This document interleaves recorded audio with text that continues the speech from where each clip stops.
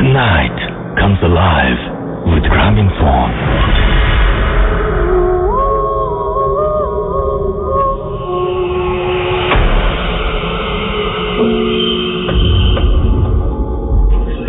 শুরুতে যাচ্ছি শুভর কাছে। আমাদের প্রথম অতিথি আজকের, আপনার ঘটনাটা শুনি একটু আমরা। হ্যালো এভরিওয়ান, আমি মারুফ শুভ, মিরপুর থেকে এসেছি। আমি আজকে আপনাদের সাথে যে স্টোরিটা শেয়ার করব, এটা আমার ফ্রেন্ডের গ্রামের বাসার একটা ঘটনা, একটা জমিদার বাড়ির ঘটনা। জি। ঘটনাটা ঘটেছিল মুন্সিগঞ্জের আব্দুল্লাহপুরে। ঘটনাটা ঘটে ওর ছোট দাদার সাথে, প্রায় 24 বছর আগের ঘটনা। ওদের বাসাটা ছিল 2 তলা জমিদার বাড়ি, আর একসাথে 5-6টা বাসা পরপর ছিল, আর ওর দাদা ভাইরা মানে এক একটা বাসায় বাড়িতে থাকতো আর কি। কিন্তু একটা বিষয় হচ্ছে, ওদের বাসার যে প্রত্যেকটা জমিদার বাড়ির ভিতরেই ওদের ওয়াশরুমটা পরিত্যক্ত ছিল, যার কারণে ওরা বাইরে আরেকটা নতুন করে ওয়াশরুম তৈরি করে ফেলে। আর ওয়াশরুমের পিছে ছিল অনেক বড় একটা পুকুর। আমি এখন মূল স্টোরিতে চলে যাই রাসেল ভাই। ওর যার সাথে এই ঘটনাটা ঘটে, ওর ছোট দাদা, সে দেশের বাইরে থাকতো। সে বাংলাদেশে এসেছিল কিছুদিন বেড়াতে। সে একদিন রাতের বেলা ওয়াশরুমে যাওয়ার জন্য ওঠে। তারপর সে ওয়াশরুমে গিয়ে, যখন ওয়াশরুমে থাকা অবস্থায় সে কিছু উইয়ার টাইপের সাউন্ড পাচ্ছিল। তারপর সে যখন বের হলো, সে ফিল করলো যে ওই পুকুরে, আর ওই যে পুকুরটা ছিল ওই পুকুরের মধ্যে এলাকাবাসী বলতো ওখানে জমিদারদের বাসার মহিলারা ওখানে গোসল করতো। সে যখন ওয়াশরুম থেকে বের হলো, সে দেখলো, মানে সে সাউন্ড পেলো একটা, যে ওই পুকুরের মধ্যে কেউ একজন গোসল করছে। সেই সাউন্ডটা পাওয়ার পর সে বললো যে এত রাত্রে তো তাদের ফ্যামিলি মেম্বার কারোর গোসল করার কথা না। সে সামনে গিয়ে আওয়াজ দিল যে কে গোসল করে। ফার্স্টে কয়েকবার আওয়াজ দেওয়ার পরে কোনো সাউন্ড আসছিল না। তারপর একটা মহিলা কণ্ঠে একজন বললো যে আমি গোসল করি। তারপর সে এটা সামনে গেল, যে চাঁদের আলোতে সে দেখতে পেল একটা মেয়ে সাদা শাড়ি পরে দাঁড়িয়ে আছে, এবং তার চেহারাটা বিভৎস ছিল। একটা বুড়ি মানুষের চেহারা যেমন কুচকে যাবে, এই টাইপের চেহারাটা ছিল। তারপর এই জিনিসটা দেখার পরে সে, ওই পরিবারেরই কোনো সদস্য ছিল না অন্য কেউ, অপরিচিত একজন মানুষ? হ্যাঁ, অপরিচিত একজন মানুষ সে দেখতে পেয়েছিল, যে সাদা শাড়ি পরা একদম। এটা যখন দেখলো, আর তার চোখগুলো বিভৎস লাল ছিল, এটা দেখার পর সে বুঝে গেল যে সামথিং ইজ ভেরি রং। সে ওখান থেকে লিভ করার জন্য দৌড়াতে চেষ্টা করলো। যখন সে দৌড়াবে, তখন সে ফিল করলো যে তার পা কেউ একজন ধরে রেখেছে, যার জন্য সে দৌড়াতে পারছিল না। তারপর কোন একটা সময় সে দৌড়াতে চেষ্টা করে সে মাটিতে পড়ে যায়, আর ভয়ে সে সেন্সলেস হয়ে যায়। তার পরের দিন সে যখন সেন্স তার ফিরলো, তখন সে দেখলো সে হসপিটালে বেডে শুয়ে আছে। তারপর এই পুরো স্টোরিটা সে তার ওয়াইফের সাথে শেয়ার করলো। আর তার অবস্থাটা টাইম টু টাইম অনেক খারাপ হয়ে আসছিল। ফার্স্টের দিন তার জ্বর ছিল, জ্বর কমছিল না কোনো মেডিসিনে। সেকেন্ড ডেতেও সেম একই অবস্থা। তৃতীয় দিনে যখন তার জ্বর কোনো মেডিসিনে কমছিল না, তখন সে আমার ফ্রেন্ডের মেজো দাদা, হ্যাঁ, সে একটা হুজুরকে ডাকলো। হুজুর এসে সে তাকে দেখলো। দেখার পরে সে একটা কালো সুতো বের করলো। সুতোটা বের করার পর সে ফার্স্টে তাকে পা থেকে মাথা পর্যন্ত সুতোটা দিয়ে মাপলো। পরে সে সুতোটা আবার হাতে পেঁচালো। তারপর সেম ভাবে আবারও মাপলো। মাপার পরে যতবারই সে মাপছিল, ততবারই সে আমার ওই যে ফ্রেন্ডের ছোট দাদা, মানে অনেক মনে হচ্ছিল যে তার অনেক মানে অসুবিধা হচ্ছে, এমন সে কাঁপছিল, তার অনেক কষ্ট হচ্ছিল। পরে এইভাবে কয়েকবার করার পরে ওই হুজুরটা উঠে গেল। উঠে যাওয়ার পরে আমার ফ্রেন্ডের মেজো দাদা তার হুজুরকে জিজ্ঞেস করলো যে ব্যাপারটা কি। তারপর সে হুজুরটা বলল যে কোনো একটা খারাপ জিনিস ওনার অনেক ক্ষতি করে ফেলেছে, আর ওনাকে এখন আর বাঁচানো যাবে না, বাঁচানো সম্ভব হবে না। জি। তারপরে উনি ওই দিন সন্ধ্যার পরে মারা যায়। এইটা উনি ওনার মৃত্যুর পরে ওনার পুরো ফ্যামিলি সবাই অনেক আতঙ্কে ছিল, আর ওই মানে ওই পুকুরটা নিয়ে। তারপর আমার ফ্রেন্ডের মেজো দাদা ওই হুজুরটাকে বলে যে পুকুরটাকে যেন একটা কিছু করে যেন বেঁধে দেয়, যেন কোনো টাইপের ক্ষতি না করতে পারে ওই খারাপ জিনিসটা আবার। তারপর হুজুরটা ওই পুকুরটাকে বেঁধে দেয়। তারপর থেকে আল্লাহর রহমতে ওদের ফ্যামিলি আর কোনো সমস্যা হয়নি। এটাই ছিল আমার ঘটনা। আসলে অনেক ধন্যবাদ আপনাকে। আমরা ছোট্ট একটা বিরতিতে যাবো, এবং বিরতির পরে আবারও ফিরে আসবো। ইন দ্য মিন টাইম আপনারা আমাদের SMS পাঠাতে ভুলবেন না। আপনারা ফেসবুকে যে পোস্ট রয়েছে সেই পোস্টটা দেখে লাইক দিয়ে কমেন্ট করতে পারেন, জানাতে পারেন আপনাদের কথা, এবং সেই সাথে SMS করে জানিয়ে দিতে পারেন কোন ঘটনাটা আপনার ভালো লাগছে, কোন ঘটনা ভালো লাগছে না। আর আমরাও ফিরে আসবো একটু পরে। স্টে টিউনড, রেডিও ফুর্তি, এন্ড ডোন্ট স্টপ দ্য ফুর্তি।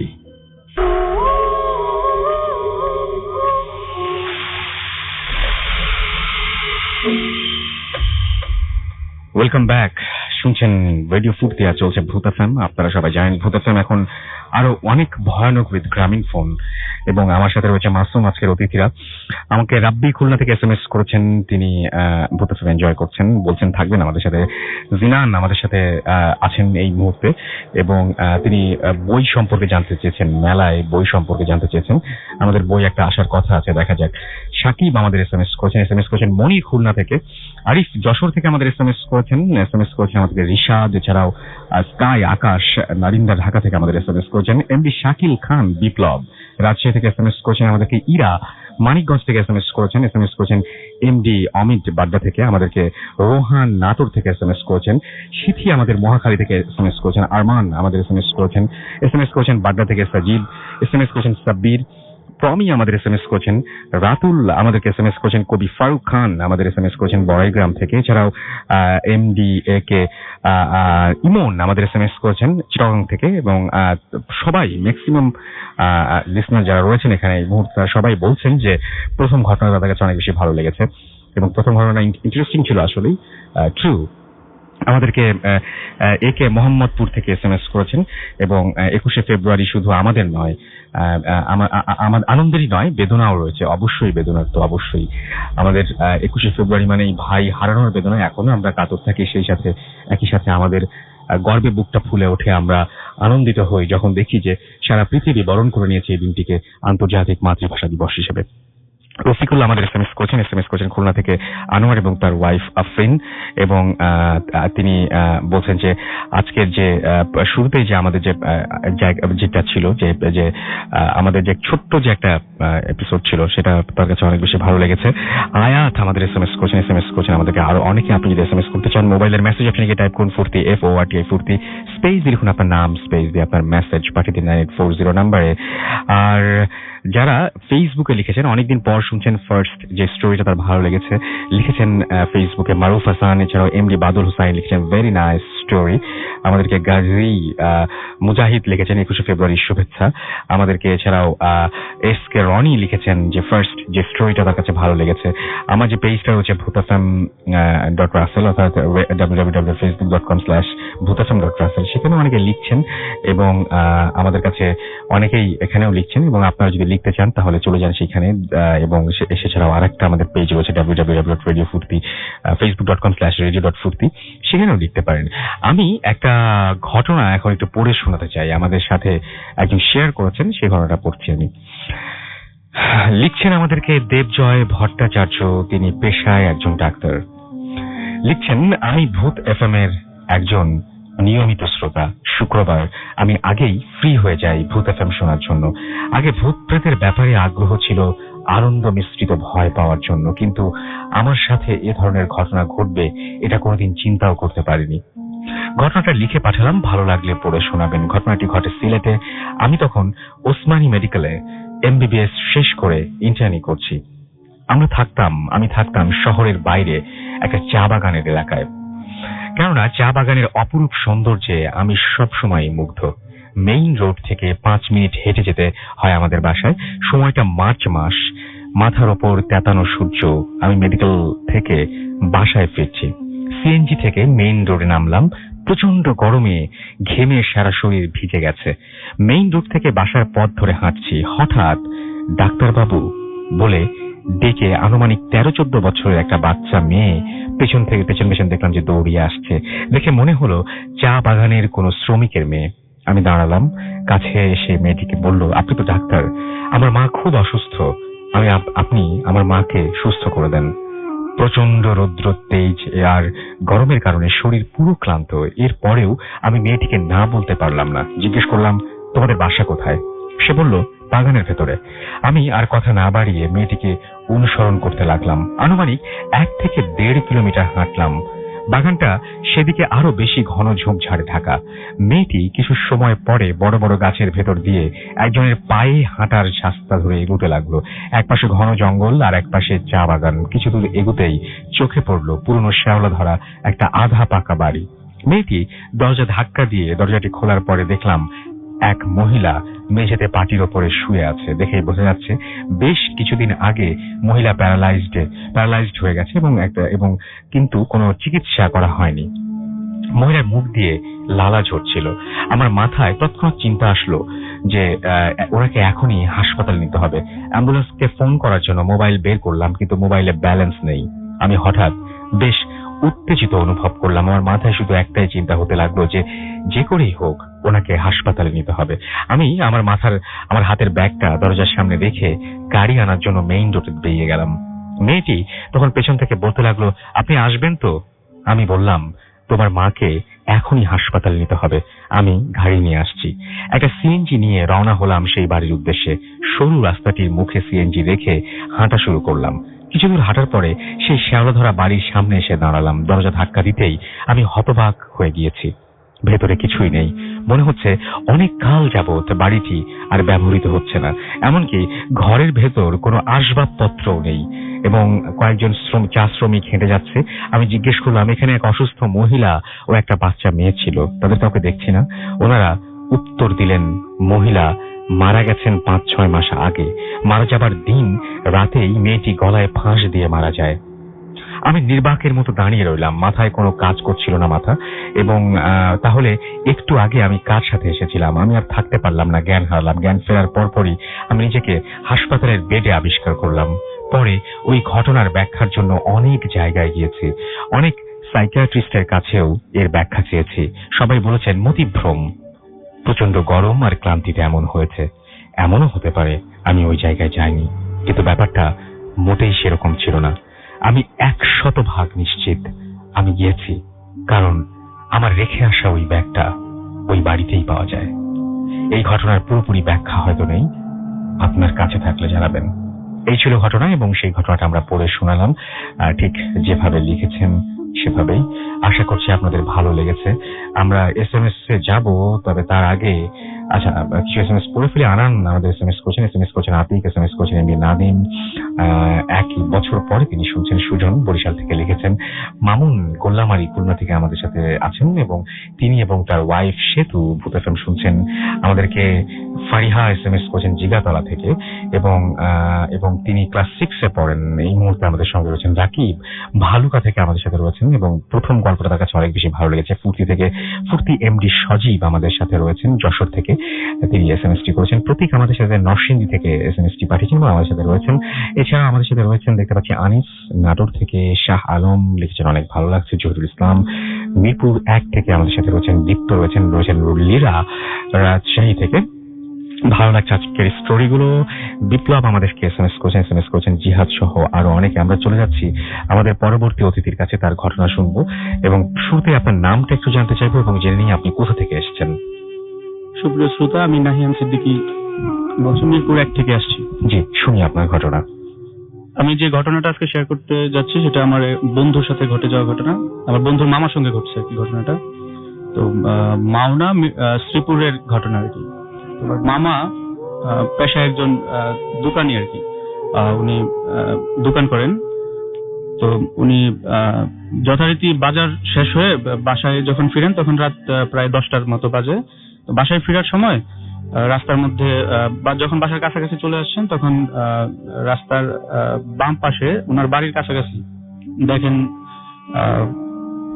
ছোট 6-7টা বাচ্চা একই রকম একসাথে খেলা করতেছে। কারণ 3.5 বছরের মতো বয়স হবে। তখন কয়টা বাজে তাও?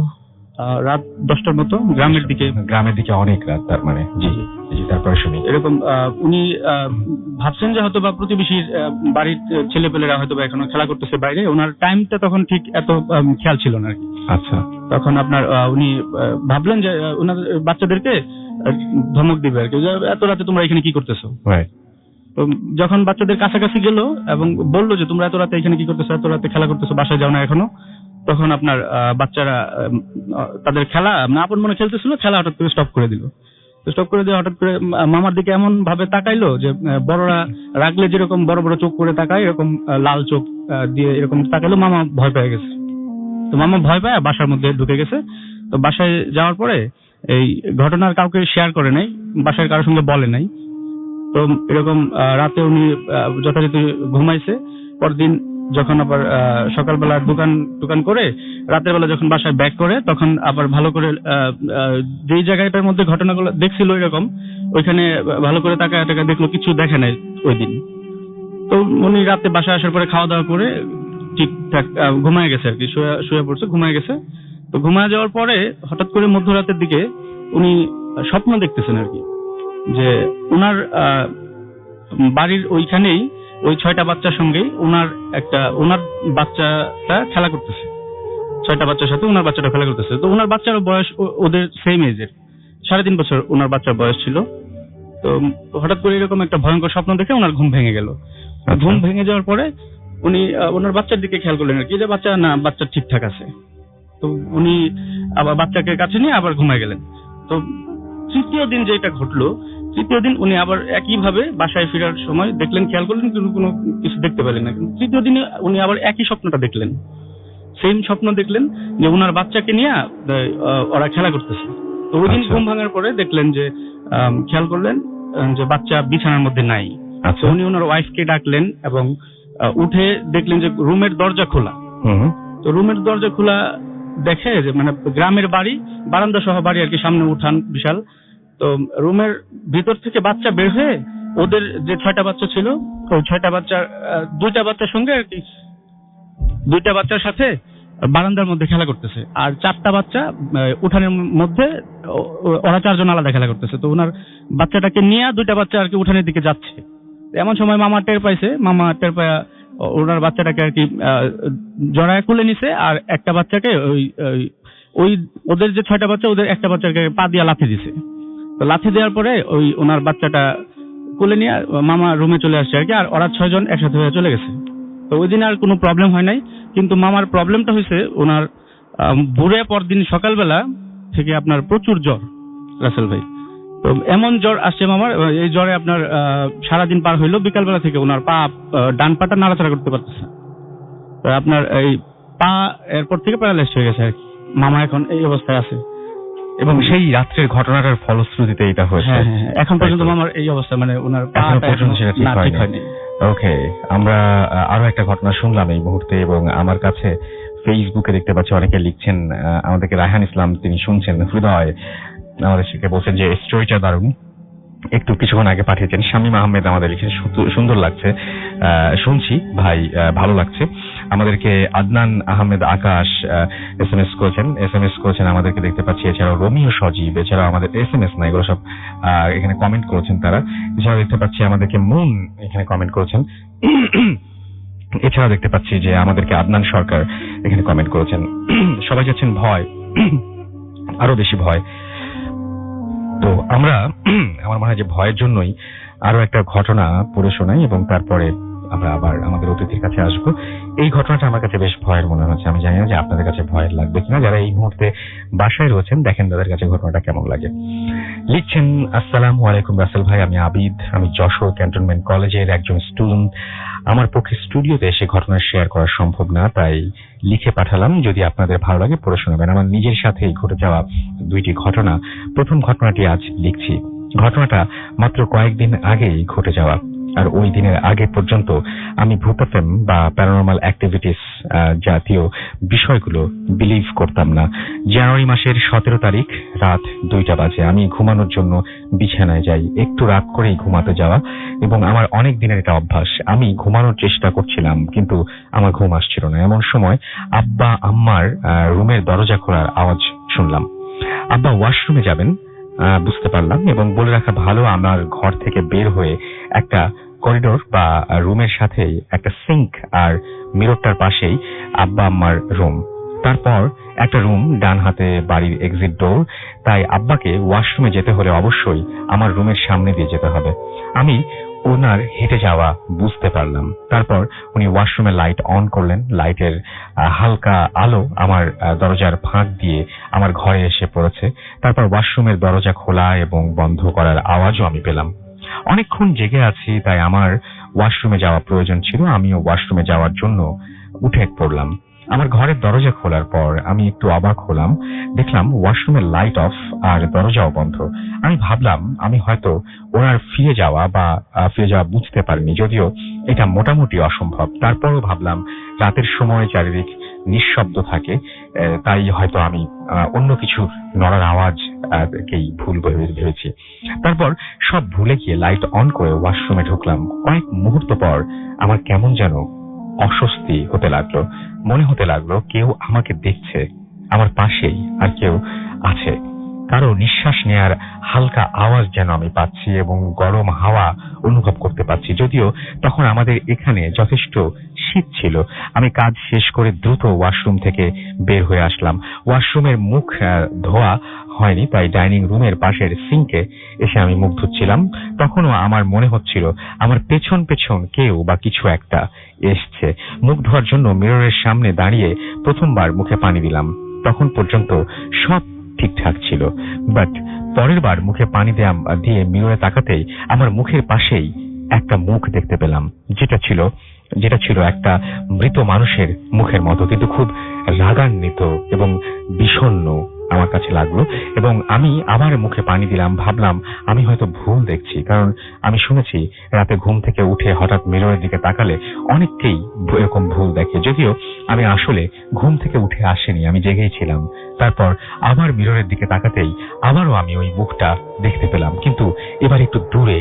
তারপর আমি তাকিয়ে থাকতে থাকতেই দেখলাম যে ও খুব দ্রুত আমাদের বাসার এক্সিট ডোরের দিকে চলে গেল।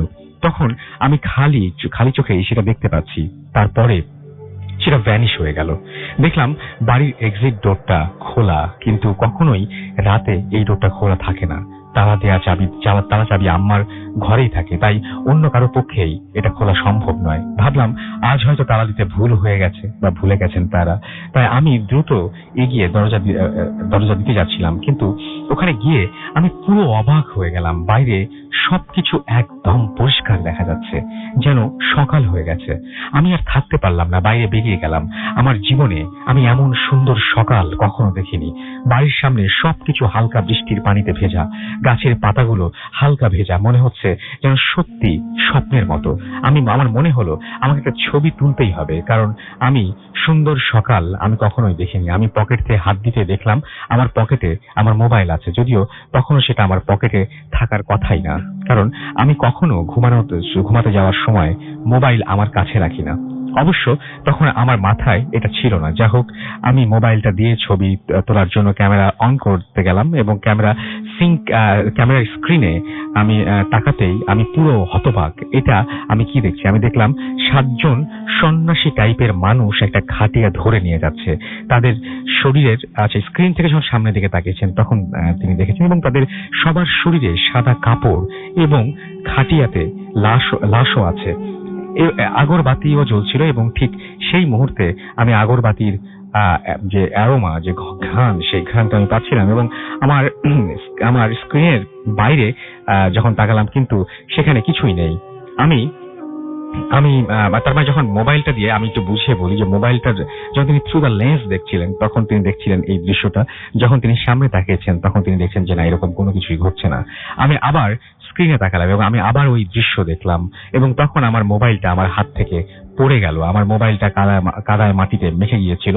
আমি তখন কাদা মাটি মোছার চেষ্টা করছিলাম, এবং তারপর আবার স্ক্রিনে তাকাতেই দেখলাম যে সব চাইতে ভয়ানক ব্যাপার, আমি স্ক্রিনে তাকাতে দেখলাম যে পুরো জায়গাটি অন্ধকার, আর অন্ধকারের মাঝে আলাদা করা যাচ্ছে আরো একটা অন্ধকার, ভীষণ কালো এবং স্পষ্ট বোঝা যাচ্ছিল আমার থেকে 20 কি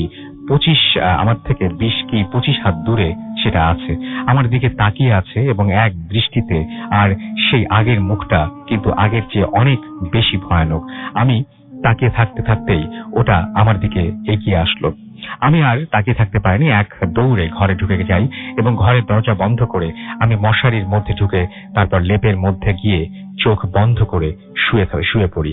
আর আমার ওয়াশরুমে যাওয়ার সময় বড় জোর 3টা বাজে। তখন আমি সকাল দেখলাম কিভাবে, তখন 3টা বাজে আমি সকাল দেখলাম কিভাবে। রাতে আমি কোনো বৃষ্টি হতে দেখিনি, তাহলে কাদা মাটি আর বৃষ্টির পানিতে বাইরের সবকিছু ভেজা দেখেছিলাম কিভাবে।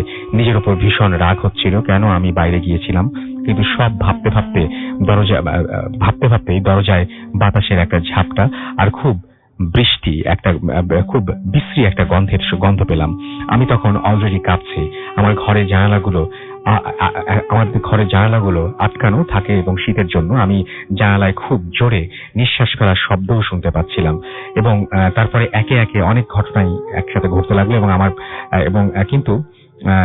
কিন্তু আমি যেটা করলাম সেটা হচ্ছে আমি তখন ভয়ে জমে গেছি। দোয়া কালাম যা কিছু পারি কিছুই তখন মুখে আসছিল না। আমি নড়তে পারছিলাম না এবং চিৎকার করতেও পারছিলাম না। আমি স্পষ্ট বুঝতে পারছিলাম যে আমার কাছেই, আমার হাতের পাশেই কিছু একটা দাঁড়িয়ে আছে। আমি খুব চাচ্ছিলাম আমি যেন সেন্সলেস হয়ে না যাই, আর পরিস্থিতিটাকে মোকাবেলা করতে পারছিলাম না, কিন্তু সেটা হয়নি।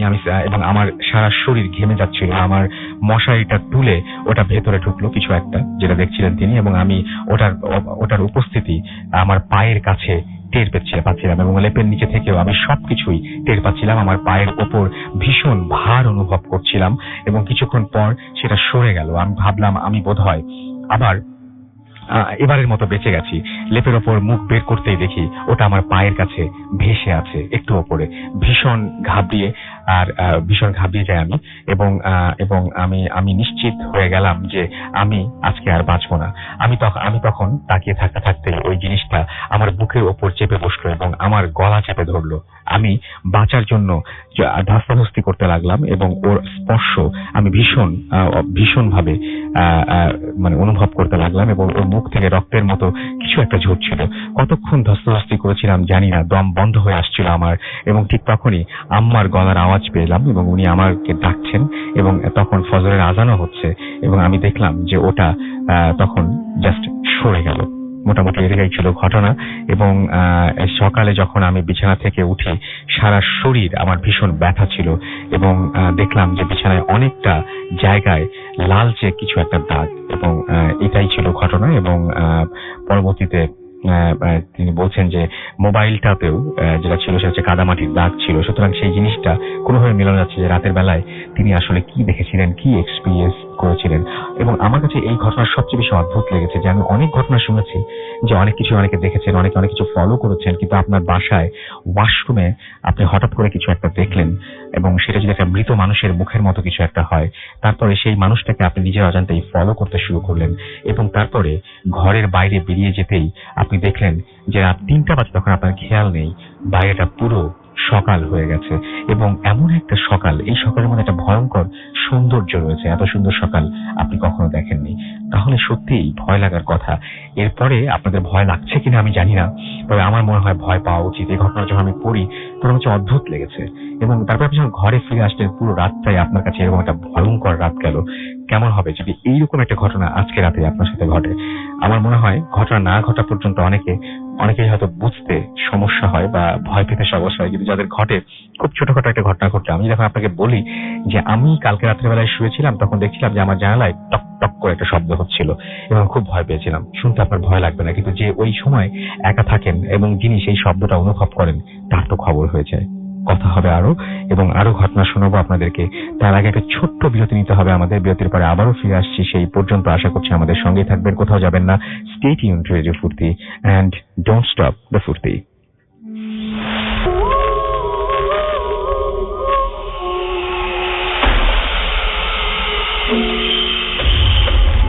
Welcome back. শুনছেন সবসময় রেডিও ফুর্তি 88.5 FM, বাংলাদেশের সর্ববৃহৎ রেডিও নেটওয়ার্ক। আমি রাস্তায় আছি, সাথে আমার সাথে রয়েছে মাসুম এবং আজকের অতিথিরা। এবং আমরা একটা খবর আপনাদের জানিয়ে দিই, সেটা হচ্ছে যে আমরা খুব দ্রুত চাচ্ছি ঢাকার মধ্যেই, বিশেষ করে আরো বেশি ঢাকার আশেপাশে বা ঢাকার মধ্যে আরো একটা আউটডোর শো করতে, এবং ভূতাশ্রমে সেটা।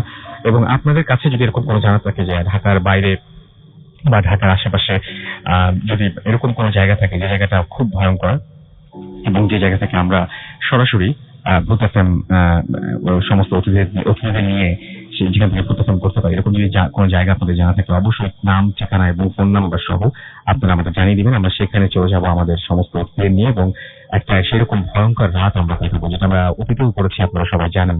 তো আমাদের অবশ্যই জানিয়ে দিন। আরো একবার ভাষা সৈনিকদের শ্রদ্ধা জানাচ্ছি। ভাষার জন্য যে সমস্ত মানুষের প্রাণ কাটে, যে সমস্ত মানুষ স্বাধিকার আন্দোলনের সঙ্গে ছিলেন, তাদের প্রত্যেকের জন্য রইল অনেক অনেক অনেক অনেক শ্রদ্ধা। এবং আজকে ফুলে ফুলে ভরে যাচ্ছে শহীদ মিনার। ঠিক সেই মুহূর্তে আমরা এখন যেতে পারছি না হয়তো এই মুহূর্তে, এবং আমরা এই শো শেষ না করে যেতেও পারবো না, বাট আমাদের মনটা পড়ে আছে ওখানে, সত্যি কথা।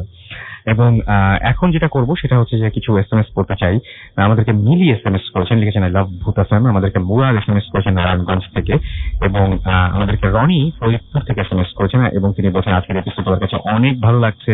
জিনান আমাদের SMS করেছেন, এবং তিনি বলছেন যে মেলার আছে আর মাত্র 7 days, এবং তিনি বই বের হবে কবে জানতে চেয়েছেন। আকাশ আমাদেরকে SMS করেছেন লাকসাম থেকে।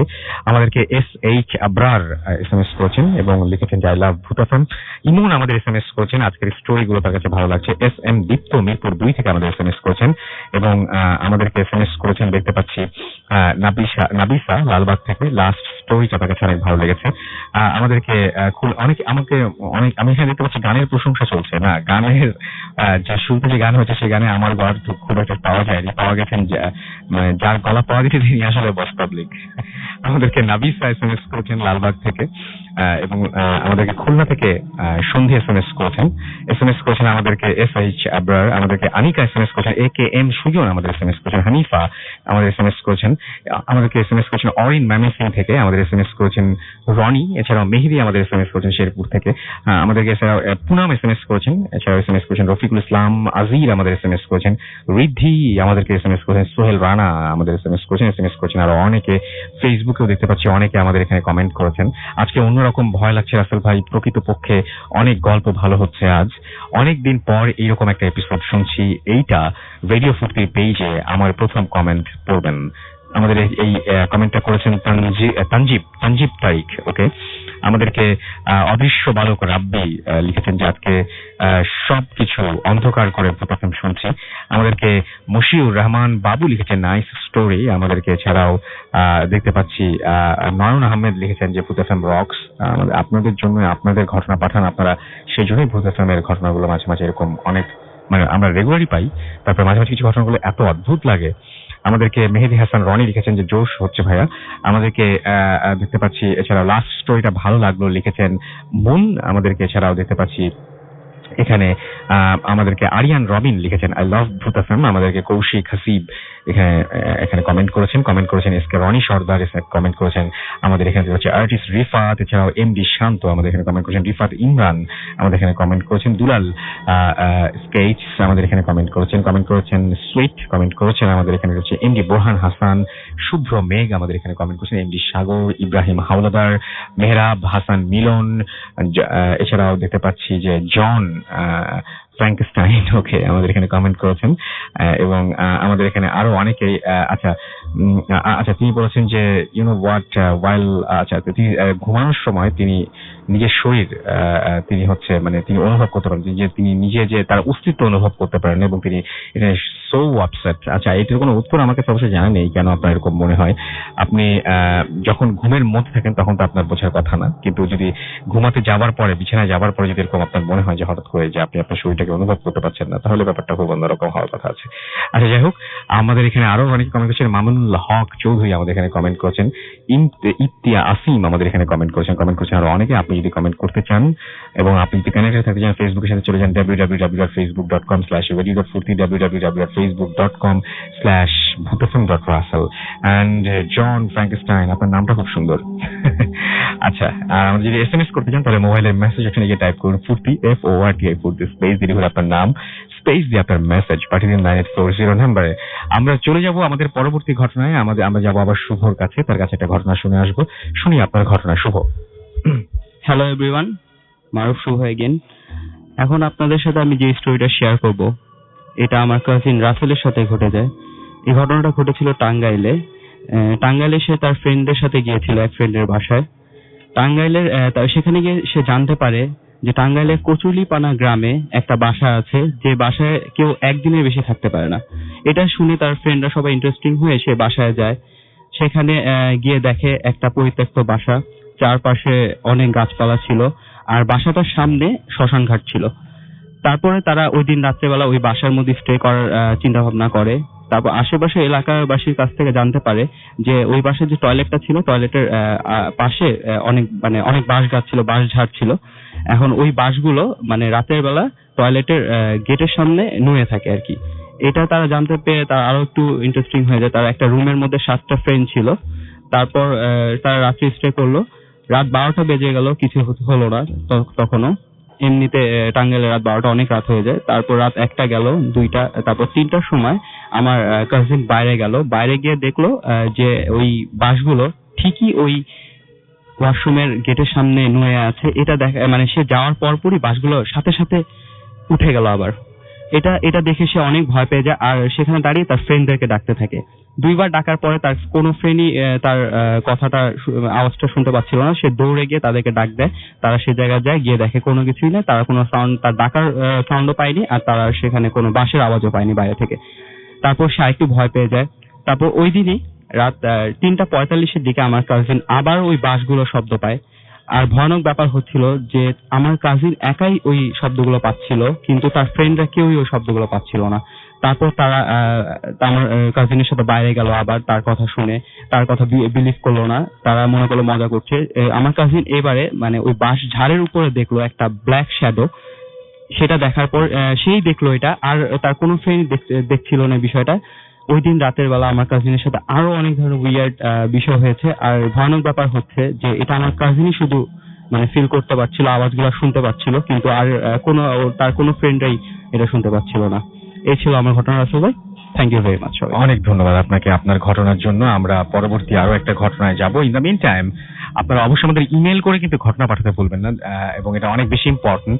সেই জন্য আপনাদের যেটা করতে হবে, আমাদের ইমেল অ্যাড্রেসটা একটু মনে রাখতে হবে। আমাদের ইমেল অ্যাড্রেস হচ্ছে bhutfm@radiofukti.fm, which is bhwtfm@radiofort.fm। আমার কাছে আরো একটা ঘটনা রয়েছে, যে ঘটনাটা আমি একটু পড়ে শোনাতে চাই। আজকে আসলে অনেকগুলো স্টোরি আছে, যে স্টোরিগুলো আপনারা পাঠিয়েছেন, লিখে পাঠিয়েছেন পড়ার জন্য। এবং যারা স্টুডিওতে আসতে চান, আমি এই জন্যই বলি যে শুরুতে একটু জানিয়ে দিলে ভালো হয় যে আপনি স্টুডিওতে আসতে চান নাকি আপনি চান যে আপনার ঘটনা আমরা পড়ে শোনাই। আচ্ছা, যিনি লিখছেন তার মতো করে পড়ছি। আসসালামু আলাইকুম রাসেল ভাই, আমি এহসানুল হক ঈশান যশোর থেকে লিখছি। আমি জানি আপনি সবসময় ভালোর দলে, তাই আশা করি আপনি ভালো আছেন এবং আমাদের সবার দোয়ায়। আমার সামনে উচ্চ মাধ্যমিক পরীক্ষা, আমার জন্য দোয়া করবেন ভাইয়া। পরীক্ষার জন্য স্টুডিওতে এসে গল্প বলতে পারছি না, সেজন্য সরি। ঘটনাটা যদি আপনাদের ভালো লাগে তাহলে পড়ে শোনাবেন। আচ্ছা, তারপর যে ঘটনা সেটা হচ্ছে যে আমার জীবনের একটি অন্যতম স্মরণীয় ঘটনা আমি আপনাদের সাথে শেয়ার করতে যাচ্ছি। ঘটনাটি ঘটেছিল আমার দাদাবাড়ি নড়াইলে। ওখানে বাড়ির পাশে একটি পুকুর ছিল। পুকুরটি অনেক পুরনো, প্রায় শুনতাম পুকুরে মানুষ ডুবে মারা গেছে। একবার আমার এক চাচাতো ভাই, তার নাম রাতুল, পুকুরে ডুবে মারা গেছে খবর পেয়ে আমরা সবাই ছুটে গেলাম। খুবই খারাপ লাগছিল। মাত্র 11-12 বছর বয়স ছেলেটার। সব থেকে অবাক করা যে ব্যাপার সেটা হলো যে আমার ভাইটা খুবই ভালো সাঁতার কাটতে পারত। আপনারা হয়তো জানেন যে নড়াইলে মধুমতি নদীর কথা, এবং আমরা ওইটুকু ছোট্ট ভাই মধুমতি নদী অনায়াসে সাঁতার কেটে পার হয়ে যেতে পারত। সেই ছেলে কিনা পুকুরে ডুবে মারা গেল। বলে রাখা ভালো যে ও যে পুকুরে ডুবে মারা গেল, সে পুকুরটি অনেক গভীর হলেও পানি কখনোই বেশি থাকতো না। আর এই পুকুরটিতেই প্রতি বছর মানুষ মারা যেত। আরো অবাক করা কথাটি হলো, যারা মারা যেত তারা প্রত্যেকেই 10-12 বছরের শিশু ছিল। ব্যাপারটা আমাদের সবাইকে স্তম্ভিত করে দিয়েছিল। আমাদের এক দুঃসম্পর্কের ফুপি এসেছিলেন ওই মৃত্যু সংবাদ শুনে। ফুপির কোনো সন্তান না থাকায় রাতুলকে খুবই ভালোবাসতেন তিনি। রাতুলের মৃত্যুতে তিনি খুবই ভেঙে পড়েছিলেন। যাই হোক, রাতুলের মৃত্যুর কিছুদিন পর ঈদ ছিল বলে আমরা সবাই গ্রামের বাড়িতে থেকে গেলাম। ফুপিও থাকলেন। আপনারা হয়তো জানেন যে গ্রামের মানুষ পুকুরে থালা বাসন কাপড় চোপড় পরিষ্কার করে। একদিন সন্ধ্যায় ফুপি কেমন যেন শব্দ শুনলেন। তিনি প্রথমে ভাবলেন হয়তো তিনি থালা বাটি ধুচ্ছেন সেই শব্দ, কিন্তু শব্দটি আরো বাড়তে থাকলো। ফুপি এবার খেয়াল করলেন যে সাঁতার কাটার সময় পানিতে যেমন শব্দ হয়, শব্দটি ঠিক সেরকম ছিল। অল্প অল্প আলোতে ফুপি দেখার চেষ্টা করলেন যে কে সাঁতার কাটছে। তিনি খেয়াল করলেন যে শব্দটা পুকুরের সেখান থেকেই আসছিল, ওখানে কেউ নেই। তিনি নিজের ভ্রম ভেবে চলে গেলেন। ঈদের আগের দিন সবাই বাড়িতে চলে আসায় সবার একটু সমস্যা হলো। আরো একটা কথা বলা হয়নি, সেটা হলো যে রাতুল মারা যাওয়ার পর থেকে তার ঘর থেকে কেউ ঘুমায়নি। কিন্তু ওই দিন রাতে শোবার জায়গার সমস্যা হওয়ায় ফুপি ঘুমালেন ওই ঘরে। রাতে ফুপি স্বপ্ন দেখলেন যে রাতুল তাকে বলছে, ফুপম্মা, আমার তো কোনো খেলার সাথী ছিল না, এখানে অনেক খেলার সাথী পেয়েছি। ফুপি আরো দেখলেন যে রাতুল অনেকগুলো ছেলের সাথে ওই পুকুরটিতে, যে পুকুরটিতে ডুবে রাতুল মারা গিয়েছিল সাঁতার কাটছে, সেই পুকুরটিতে। স্বপ্ন দেখে ফুপির ঘুম ভেঙে গেল, তার মন খুবই খারাপ হয়ে গেল। তিনি ভাবলেন হয়তো সারাদিন রাতুলের কথা ভেবেছেন বলে এখন এমন স্বপ্ন দেখছেন। ঘড়িতে দেখলেন রাত প্রায় 2টো বাজে। হঠাৎ তিনি খেয়াল করলেন পুকুর থেকে কেমন যেন একটা শব্দ আসছে। বলে রাখা ভালো যে রাতুলের ঘরটি পুকুরের একদম পাশে ছিল। ফুপি শুনলেন যে শব্দটি আরো বাড়ছিল। তিনি জানালা খুলে দেখার চেষ্টা করলেন, কিন্তু অন্ধকারে কিছু দেখা সম্ভব না। তিনি শব্দটা মনোযোগ দিয়ে শুনলেন এবং মনে হচ্ছে যে অনেকগুলো মানুষ পানিতে ঝাঁপ দিয়ে পড়ছে এবং সাঁতার কাটছে, ঠিক তেমন যেমন তিনি স্বপ্নে দেখেছিলেন একটু আগে। ফুপি একটু ভয় পেয়ে গেলেন, কারণ এত রাতে তো কারো পুকুরে যাবার কথা না। তিনি আমাদের ঘরে আসলেন, অর্থাৎ যে ঘরে আমরা সব ভাইরা ঘুমিয়েছিলাম। এসে ফুপি আমাদের ডেকে তুললেন এবং ওই দিন সন্ধ্যা থেকে রাত পর্যন্ত যা যা ঘটেছিল সব বললেন। আমরা একটা টর্চ নিয়ে পুকুরের দিকে গেলাম। পুকুরের কাছে গিয়ে আমরা যা দেখলাম তা সত্যি অবাক করা ব্যাপার। পুকুর মনে হচ্ছে অনেক মানুষ সাঁতার কাটছে, কিন্তু টর্চের আলোতে কাউকে দেখতেই পেলাম না। বরং সব থেকে ভয়ঙ্কর যেটা, সেটা হলো পুকুরের পানিতে একটুও ঢেউ উঠছে না। আপনারা হয়তো বুঝতেই পারছেন যে যদি একটি মানুষও পানিতে সাঁতার কাটে তাহলে পানি কতটা আন্দোলিত হয়। অথচ ওখানে অনবরত পানিতে ঝাঁপ দেওয়ার এবং সাঁতার কাটার শব্দ হচ্ছে, কিন্তু পানিতে বিন্দু মাত্র নড়ছে না। আমরা নিজেরাই নিজেদের চোখে বিশ্বাস করতে পারছিলাম না। আমরা সবাই বুঝলাম যেখানে অতি প্রাকৃত কিছু ঘটছে, কিন্তু কাউকে কিছু বললাম না। আমাদের কাছে ব্যাপারটা এই কয়েকজনের ভিতরে সীমাবদ্ধ রাখলাম। পরদিন সকালে আমরা কয়েকজন ও ফুপি গেলাম এমন একজনের কাছে যিনি একটু ঝাড়ফুঁক জানতেন এবং তিনি খুবই বয়স্ক, গ্রামের অনেক পুরনো ঘটনা তিনি জানতেন। তাকে ফুপি পুরো ঘটনাটা বললেন এবং আমরা তার কাছে জানতে চাইলাম যে কেন এমন হচ্ছে। তিনি জানালেন যে আমাদের এই পুকুরটিতে অনেক আগের এই পুকুরটি, এবং পুকুরটি খনন করার সময় একটি হৃদয় বিদারক ঘটনা ঘটে। তিনি যে ঘটনাটি বললেন সেটি ছিল এরকম যে আগের দিনে দিন মজুররা এক জায়গা থেকে অন্য জায়গায় কাজ করতে যেত। যতদিন কাজ চলতো ততদিন ওই জায়গায় থাকতো এবং কাজ শেষে বাড়ি ফিরে চলে আসতো। তেমনি আমাদের ওই পুকুরটা খোঁড়ার সময় অনেক দিনমজুর এসেছিল, যাদের ভেতরে একজন এসেছিল তার 10-12 বছরের একটি ছেলেকে নিয়ে, এবং ছেলেটি খুব শখ ছিল যে সে তার বাবার খনন করা পুকুরে সাঁতার শিখবে। দেখতে দেখতে পুকুরটা খনন করা হয়ে যায়। একদিন দুপুরে সবাই খেতে বসবে, এমন সময় সবাই খেয়াল করে যে ছেলেটাকে কোথাও খুঁজে পাওয়া যাচ্ছে না। হঠাৎ ছেলেটি বাবার চিৎকারে সবাই পুকুর পাড়ে গিয়ে যা দেখলো তাতে কেউ চোখের পানি ধরে রাখতে পারলো না। সবাই দেখলো ছেলেটির মৃতদেহ পুকুরের পানিতে ভেসে উঠেছে এবং কখন সে ডুবে গেছে এবং লাশ পানিতে ভেসে উঠেছে সে বিষয়ে কারো খেয়াল ছিল না। ছেলেটির বাবা নিজেকে কি বোঝাবেন, তার নিজের হাতে খনন করা পুকুরে তার নিজের ছেলের লাশ ভাসছে। পরদিন সকালে সবাই দেখতে পেল ছেলেটির বাবা গলায় কলসি বাঁধা এবং তার লাশও ভাসছে। সবাই বুঝলো নিজেকে ক্ষমা করতে না পেরে লোকটি আত্মহত্যা করেছেন। তারপর থেকে ওই পুকুরে তেমন কেউ যেত না। কিন্তু অনেক বছর পর পরবর্তী বংশধররা ওই পুকুর ব্যবহার করা শুরু করে এবং তখন থেকেই শুরু হয় বিপত্তি। প্রতি বছরই 11-12 বছরের শিশু পুকুরে ডুবে মারা যায় এবং গ্রামের ওই ঝাড়ফুঁক করা দাদা উপদেশ দিলেন পুকুরটা যত তাড়াতাড়ি সম্ভব ভরাট করে দিতে, না হলে এরকম ঘটনা প্রতি বছরই ঘটতে পারে। আমরা সবাই বাসায় ফিরে আসলাম এবং বাসার সবাইকে পুরো ঘটনা জানালাম। সবাই তো অবাক। পরে বাসার সবাই মিলে ওই দাদুর সিদ্ধান্তই মেনে নিল এবং পুকুরটি ভরাট করে দিল। এই ছিল ঘটনা। সবাইকে ঘটনাটা পড়ে শোনালাম আপনার ঘটনাটা। এবং আমি দেখতে পাচ্ছি যে আমাদের এখানে সাদিক মেসি এসএমএস করেছেন মিরপুর ডিওএইচএস থেকে। আমাদেরকে এমডি মিজান ইসলাম মোহাম্মদপুর থেকে এসএমএস করেছেন। আজকে তিনি প্রথম শুনছেন। আমাদেরকে চাঁদ মিয়া এসএমএস করেছেন রোমেল যশোর থেকে, এবং আমাদেরকে এসএমএস করেছেন দেখতে পাচ্ছি FM মোস্তফা ফ্রম রাজশাহী। আমাদেরকে হারুন এসএমএস করেছেন আমাদেরকে নাহিদুল। এছাড়াও অর্ণব চাকমা আমাদের এসএমএস করেছেন চট্টগ্রাম থেকে। আমাদেরকে রকিব এসএমএস করেছেন, ফাহাদ আমাদের এসএমএস করেছেন, সোহেল রানা আমাদের এসএমএস করেছেন, দীপ্ত আকাশ আমাদের এসএমএস করেছেন, রাব্বি আমাদের এসএমএস করেছেন।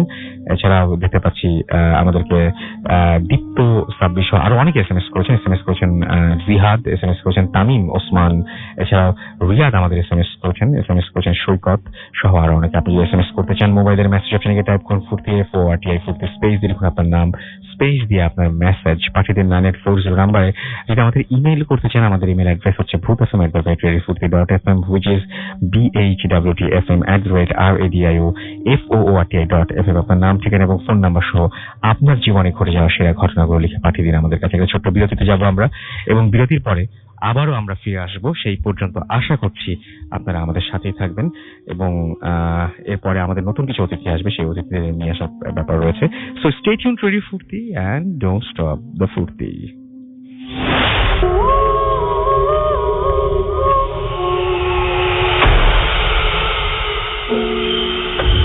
আরো একবার আপনাদের সবাইকে স্বাগত জানাচ্ছি। আমি রাসেল।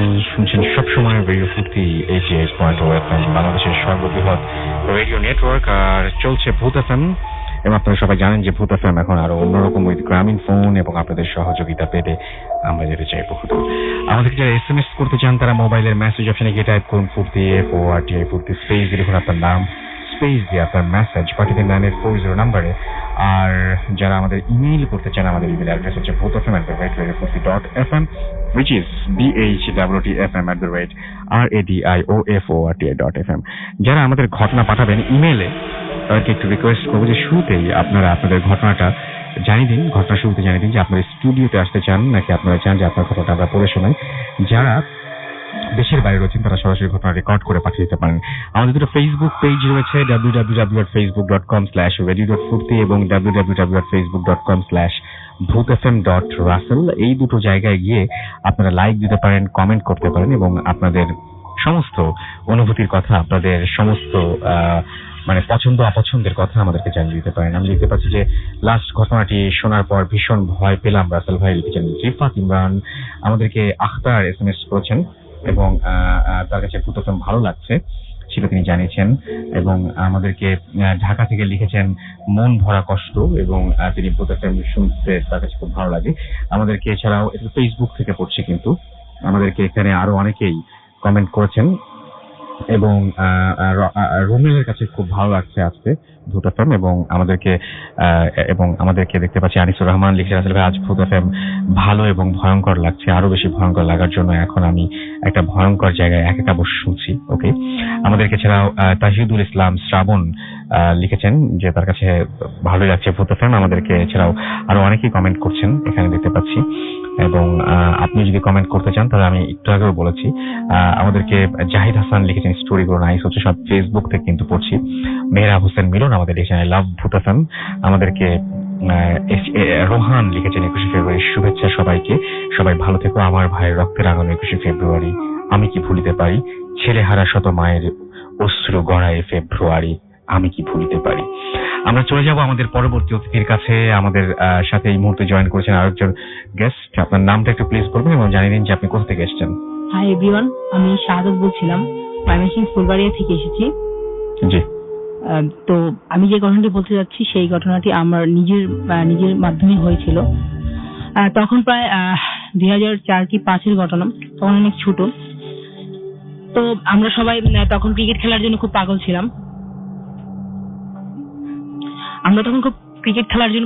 ছিলাম। তো সেই ক্ষেত্রে মাঠ তেমন একটা পাওয়া যায়নি, প্রায় চারপাশে জঙ্গল বা বিভিন্ন বাঁশঝাড়ে ভরা ছিল। তো একটু স্পেসিফিক জায়গা পেয়েছিলাম কিছু অংশ, যেখানে আমরা কিছু মানুষ মিলে ক্রিকেট খেলতাম। তো এই খেলার ফাঁকে এক সময় দেখা গেল আমাদের মাঠের পিছনে একটা কবরস্থান ছিল, এবং অনেকগুলো ভাঙা কবর ছিল। প্রায় ক্ষেত্রেই বলগুলো ওই কবরে চলে যেত। তো এই জন্য বলগুলো তোলার মতো মানুষ ছিল না, যে জন্য আমাকে বলেছিল যে বলগুলো আনার জন্য। আমি খুব সাহস দেখাতাম, যার জন্য প্রায়ই আমি ভাঙা কবরে নেমে পড়তাম। নেমে পড়ে বলগুলো নিয়ে আসতাম এবং নিজের বীরত্ব দেখাতাম যে না আমি পারি। তেমনি একটা কবর ছিল পুরোটুকু, ঠিক জাস্ট একদিকে গর্ত ছিল, শিয়াল যেমন গর্ত করে ঠিক তেমনই একটা গর্ত ছিল এক পাশে, এবং এটা বৃষ্টির কারণে ওই মাটিটা উপরের দিকে উঠে গিয়েছিল। ওইখানে ওর অনেকগুলো বল গিয়েছিল। তো ফ্রেন্ডরা সবাই খালি আমার উপরে বলতো যে তুই নিয়ে আয়। আমি তো আর এগুলো না, ঠিক আছে। তো একদিন দেখা গেল যে সন্ধ্যা হয়ে গেছে, একটা বল গিয়েছে এবং ওটাই আমার লাস্ট বল ছিল, এরপরে কোনো বল ছিল না। তো আমাদের ইচ্ছা হলো যে আমাকে বলছে সব ফ্রেন্ডরাই যে তুই বলটা নিয়ে আয়। আমি কি করলাম, রুম থেকে গিয়ে লাইট নিয়ে আসলাম, টর্চ লাইট নিয়ে আসলাম।